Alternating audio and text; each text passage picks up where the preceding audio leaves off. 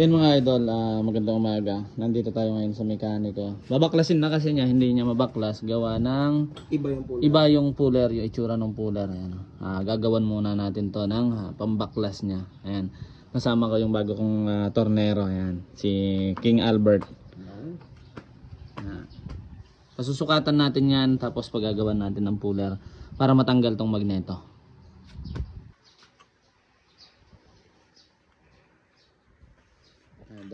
Document na yan.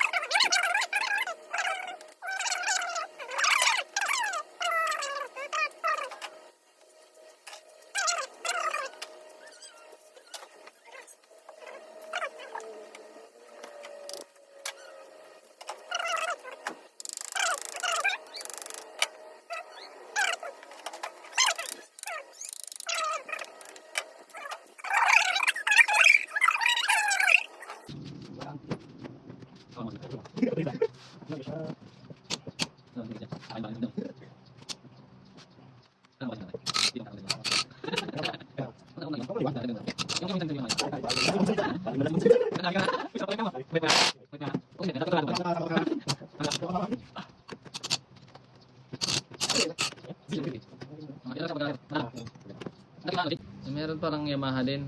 Ano ba ang J? Honda J 250. Okay yan. Para siyang bobber type ang itsura pre. Pero para sa CB400.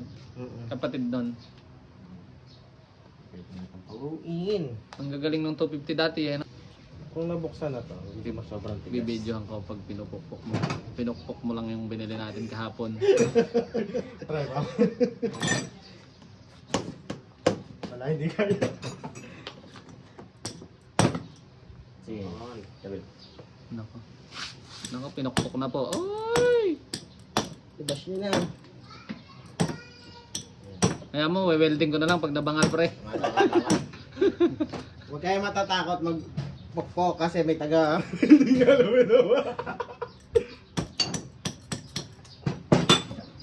Nagbalik yung kabila.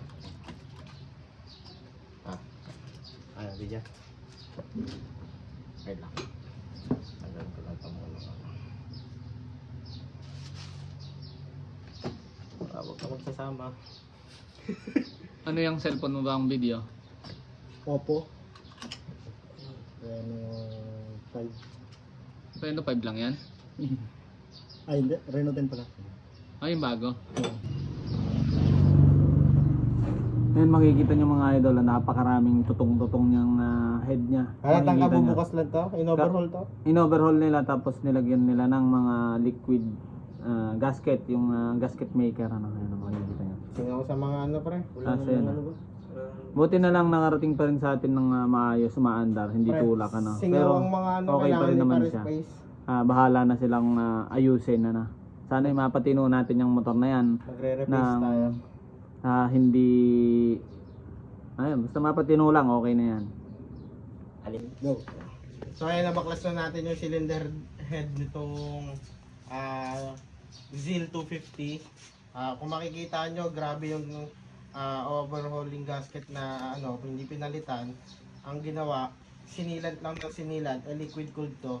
Halos bumara na sa mga jackets.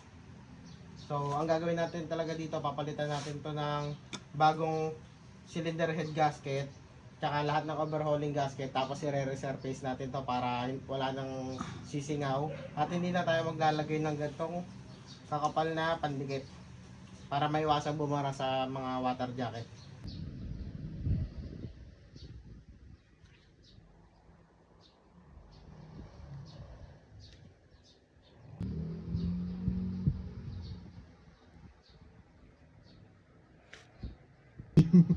Miski yung trabaho ko, mapadami pa.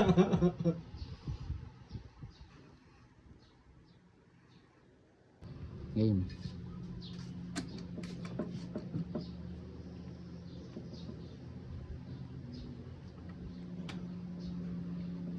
Ano, pag ganyan motor mo, humanda ka na sa panggas. Matik yan. Kaya sinasabi mo, water fall. Literal na water. Water cooled na. Wala ano. Merong isa. Yun mga idol, nakikita nyo, baklas na yung black. Wala naman masyadong tama. Yan talagang madumi lang gawa ng mga liquid gasket. Kaya nagpasukan na siya dyan sa ng kulan. Tapos yung piston, tingnan nyo, napakaliit lang ng piston niya. Pero apat, ayun ang liliit. Same lang siya ng laki ng Honda Wave. Kaya yung mga Thailander na nag-puporgan to, yung apat na piston, napakagagaling nun mga idol. Lagi ko kasi napapanood yun. Kaso hindi kasi natin hawak yung sa makina. Kung hawak lang natin makina, kaya sana natin yun eh. Hindi natin alam mag-bilang-bilang eh.